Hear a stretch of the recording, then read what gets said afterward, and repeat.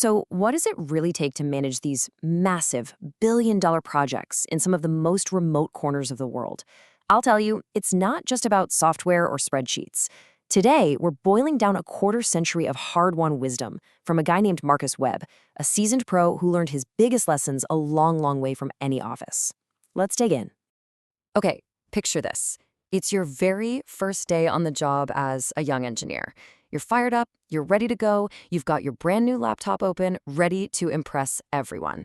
And this is the first piece of advice you get from your new boss. Talk about a shock to the system, right? But that one sentence, man, it set the stage for an entire career-defining philosophy. So where did this happen?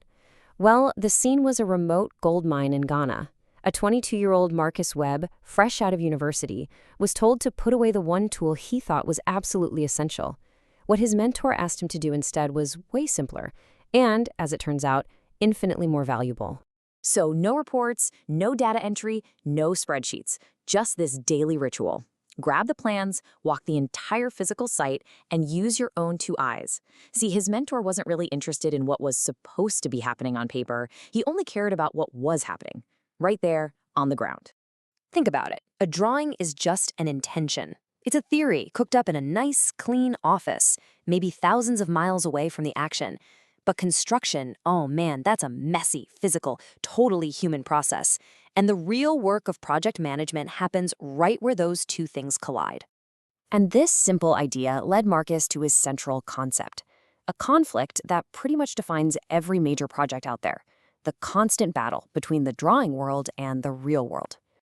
And you can really see that contrast right here.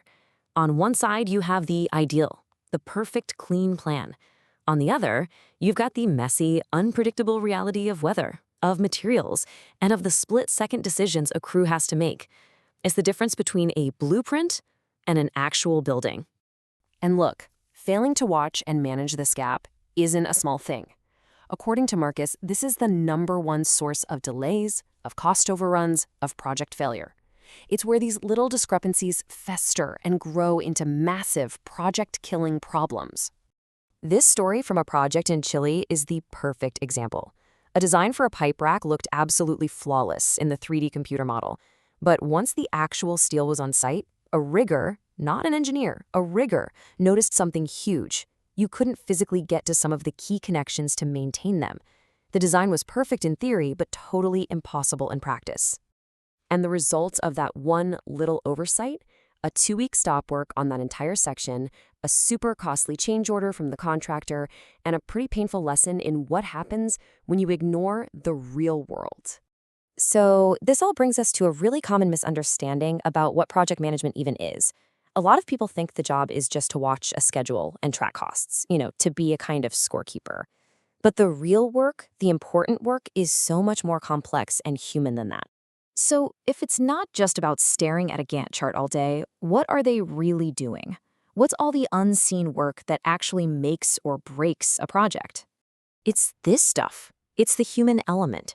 It's smoothing over the friction between two different contractors. It's making tough calls with incomplete information. And it's building a culture where people solve problems instead of hiding them. None of this stuff can be automated. At the end of the day, a great project manager is a leader and a facilitator.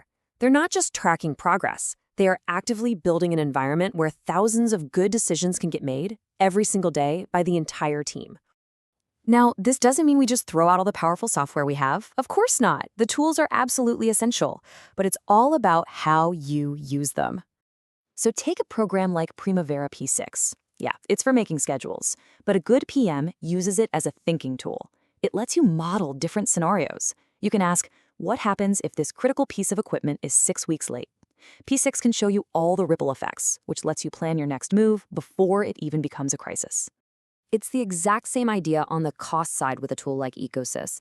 Instead of, this chaotic mess of 100 different spreadsheets, it creates a single auditable source of truth for every single dollar. It gives you control and sanity when you're juggling hundreds of contracts. And this is maybe the most important point about technology. Your tools should support your judgment, not replace it. Because you can have the best, most beautiful dashboards in the world, but if nobody is walking the site to understand why the numbers are what they are, the tools are basically useless. They're a starting point for asking better questions, not the final answer. Which brings us right back to the beginning, doesn't it?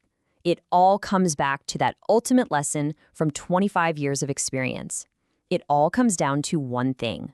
His advice for anyone just starting out is super simple and direct. Don't be in a rush to get that comfy office job. Get your boots muddy. Stay out there in the field for as long as you possibly can, because the education you get there is absolutely priceless. Because this is where instinct comes from. Being on site day in and day out builds a true feel for construction. You see how things really fit together. You learn to spot problems before they happen, and you develop the practical skills to solve them on the fly. Marcus calls this embodied physical knowledge. And that's a perfect way to put it. It's an expertise that lives in your gut, not just in your head. It's the kind of thing you can only get from repetition, from exposure, and from seeing things go right and wrong with your own eyes. So in the end, it's not the software or the certifications. It's the experience of having been there, of having gotten your hands dirty. That, he says, is the secret ingredient. It's the dirt. And that leaves us with a really critical question for today, doesn't it? As our tools get more powerful and remote work becomes the norm, are we unintentionally creating a generation of managers who have never truly experienced the physical reality of a project? Are we engineering the dirt right out of project management?